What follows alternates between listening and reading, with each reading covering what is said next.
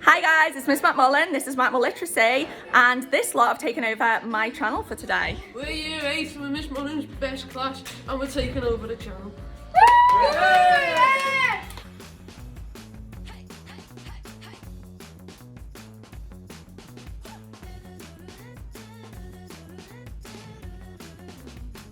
Go. Action! Oxymoron. Two words next to each other that mean opposites. Bittersweet. Shakespeare's say, oh lovely heat.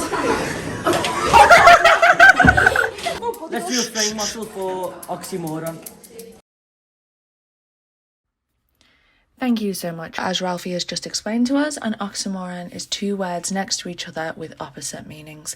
You can see for our characteristics, we've got how this highlights the point by creating strong contrast between those two words. Our examples are bittersweet. So bitter is obviously the opposite to sweet, but we often say something is bittersweet to suggest the complexity of that situation.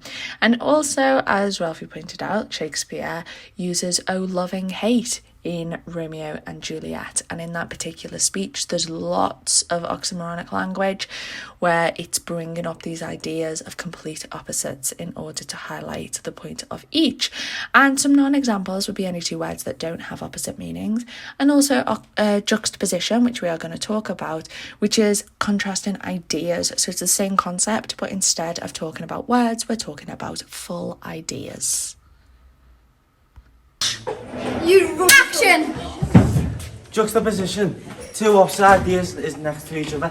This is good because they contrast.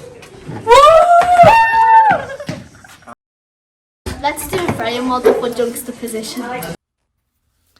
Amazing, thanks guys. And as Tyler just explained, the definition of juxtaposition, really similar to oxymoron. It's two ideas next to each other with opposite meanings. So the characteristics are each idea is more noticeable because it's presented with its antithesis. And when I say antithesis, I mean its opposite. So we've got two completely ideas, opposite thesis, which we'll talk about in other videos. But this idea of things that are opposites next to each other makes each of them seem more extreme.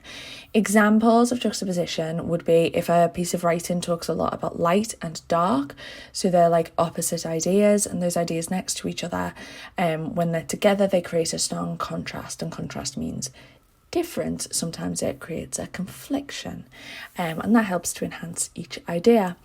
Non-examples for this would be talking about just one idea or about lots of similar ideas. Now on to our next word. Action! Hyperbole means exaggeration! It's good when persuasion! Woo! Let's do a frame model for hyperbole. Excellent, and as Mo just explained in a very hyperbolic manner, hyperbole is just exaggeration when it is used to be persuasive. So that's what we've got down for our characteristics. So hyperbole is deliberate exaggeration for effect.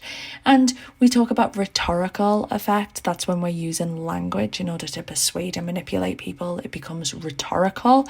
You'll know that from your persuasive writing lessons. So that's what hyperbole is, when it's deliberate exaggeration. An example would be there's enough food to feed an army when you've made a bit too much for dinner. And some non-examples would be, well, just lies. They're not hyperboles, they're not hyperbole, they're just lies. So it's got to be known that it's exaggeration. And also just a lack of exaggeration would also not be hyperbole. So there was a lot of food isn't hyperbole, that's true. But going really far and saying there's enough to feed an army, nobody's believing that, so it's not lying, but it's exaggeration for effect. So let's go on to our spellings now. Now it's time for spelling.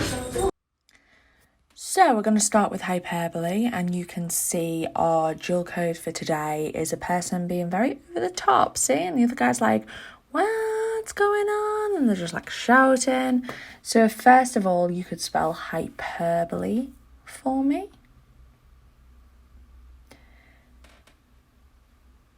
And then secondly, oxymoron, which when I was like in year 7 or 8, I remember hearing it for the first time. And I thought for a long time after that it was pronounced oxymoron. But it's oxymoron, which is easier to spell. And finally, juxtaposition. Juxtaposition. Juxtaposition. Can you spell juxtaposition for me, please?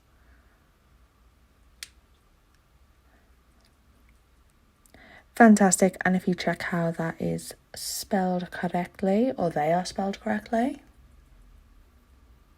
So hyperbole is hyperbole, really. Oxymoron is as it is. And juxtaposition. And now we are going to go again.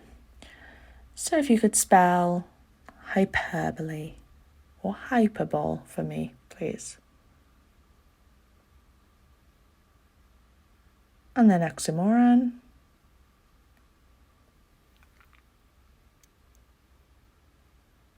And finally, juxtaposition. And if you check the spellings for the final time, before we go into our final attempt, don't forget to be covering these up. The only person that you are trying to fool is yourself. The rest of us don't care. Could you this time spell hyperbole,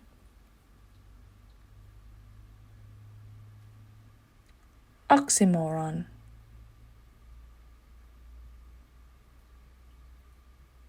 and juxtaposition? Incredible. Wonderful. And if you can just fill out today's definitions, pause here, etc. And other than that, I will just leave you with our fabulous year 8s and extend a wonderful thanks to George, Ralphie, Ishan, Tyler, Amira, Mo, Stephanie, and Lucas. Thank you so much, and stay tuned for a wonderful little outtake. Peace out. Like, thanks for joining us. Goodbye. Peace out, my guys. Right, everyone. Thanks for joining us and goodbye. Thanks for joining us. Goodbye. Miss, that was out of sync. Do you want to go again? Yeah. I need to do a crack in there. Miss, of course. It's still right. We did. Put the scissors down, Steph. It looks dangerous. Tell us when you start. Okay, ready? Go. Hey there! Woo! Thank you for joining us! Next week we'll be doing something! Action! No. Thank you for joining us for another week on Macmo Literacy. If you enjoy starting with a word and then ending up in a rambling journey to who knows where, then I suggest that you hit like and subscribe. Also, if you just want to be a pal, like and subscribe. See you next week.